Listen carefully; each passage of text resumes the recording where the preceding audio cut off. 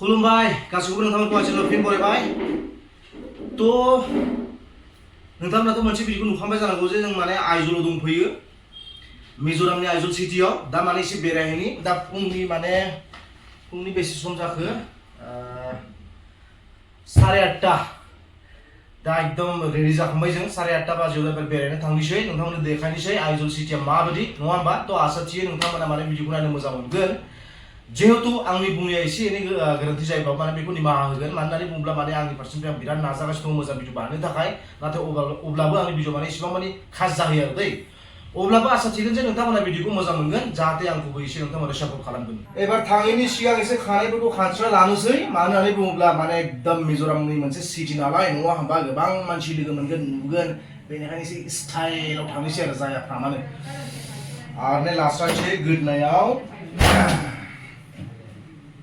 बरियानो लाइफआव गिबि खेब फैदों नालाय बेरायनो जिहेतु जोंनि बर'नि हारिमु आरनाइ बेखौबो नागारजाया जिहेतु नुयोब्लानो आसामनि बर'फोर होननानै बुजिनाय जायो आरो दै बेनिफ्राय टफिबो लानांगोन प्लास चश्माखौथ' लाखाथारो आं चश्माखौथ' गारनो हाखाथारा मानो होनबाथाय एक्टर मानसि जाहैबाय जेब्ला टफिखौ उल्था गानबावगोन नामा आच्छा जेखियानो जादोंना बांद्राय खालामला थांनोसै एबार नोंथांमोना आंजों फैदो बेनो जाबाय आइजलनि नुथाय साननि तो मैयानि भिडिअ'थ' आं हरावसो लानो मोनबाय नालाय तो बेनिखायनो सानाव आरो एसे गुरायबावबाय जों फुङावनो दा 9टा बाजिबाय आरो माने 9टा जाबाय समा दाबो दखानफोरा खुलिजोबाखै बरियानो एसे सिगाङाव थांनि बेनिफ्राय मा दं बबे खनायाव मा दं बेरायहैलाबायनि ना मा जाबो फंबाय औ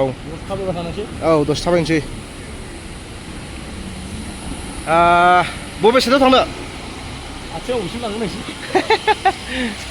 आच्छा जायगायाव फैना बोरै मोनखो औ बहुद साफालै जायगाया मिजोराम आइजल बुंबाय थानाया दिनै फाइनालि नुफैबाय आरो जायगायाव फैनानै बहुत गोजोननाय मोन्दों साफा एकदम बरिया जेरैबो नाय भिडिअबो नोंथांमोना सिनायनो हागोन नाय खना खनला प्लास्टिक माबा माबि बायदिसिना माने नुवा आरो आइजल सिटीनि मार्केट बेरायनो नामा फंबाय बाजाराव एसे बेरायनोसै रावखौथ' बांद्राय क्लियार खोनानाय नङा अब्लाबो माने एसे देखायनि आरो बाजारखौ मादि औ नैबे जाबाय पुरा थालिर मैगं सिगाङाव थांनो एसे बरिया नायलांबाय थादो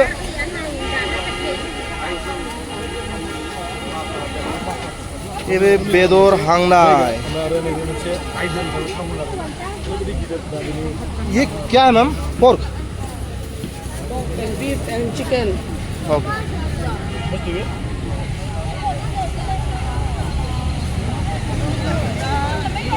सिगाङाव थांनि एसे बेरायनि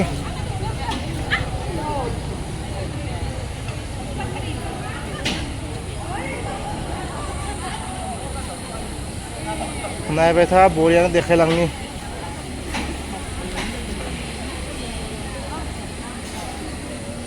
बानलु थाङैनो माने बबेबा खनायावसो थांफ्लांबाय दा नै बे एसेबा गोजौजों माने मेन रडखौ हमनो थाखाय आरोबाव थाबायबोबायनांबाय आरो नै ओरैबायदि गाहायनिफ्राय जों थाबायबोबाय बे सिरिजों आरो ओइ हाजोफोरा फंबाय ओरैनो नायदो अननानै खनसे प्लिज फै थांसै मेंबाय नामा हा अके देन फै मेंबा जायो नामा गोजौआव थांनि एबार मेन रड सफैलायबाय दादा प्लिज हेल्प मी